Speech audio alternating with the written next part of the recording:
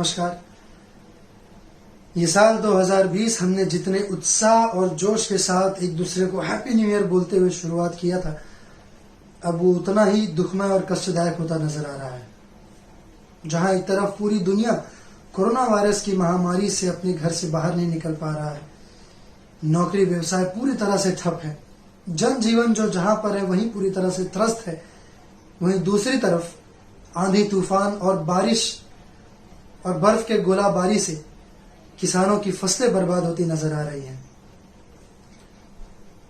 वहीं इधर हमारे भारतीय सिनेमा ने दो ऐसे अनमोल रतन, ऐसे जाबाज, जिंदा दिल, वर्सेटाइल एक्टर्स को खो दिए हैं जो हर दिल अजीज थे, जो जिस वक्त में जिस रूप में भी बड़े पर्दे पर आए सबके दिलों पर छा गए।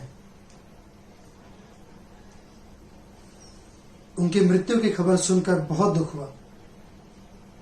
ऐसा लग रहा है कि जैसे मैं कोई बहुत बुरा सपना देख रहा हूं, लेकिन मैं ये भी जानता हूं कि ये हकीकत है, कोई सपना नहीं है, और हम सब मिलकर भी इसे बदल नहीं सकते हैं।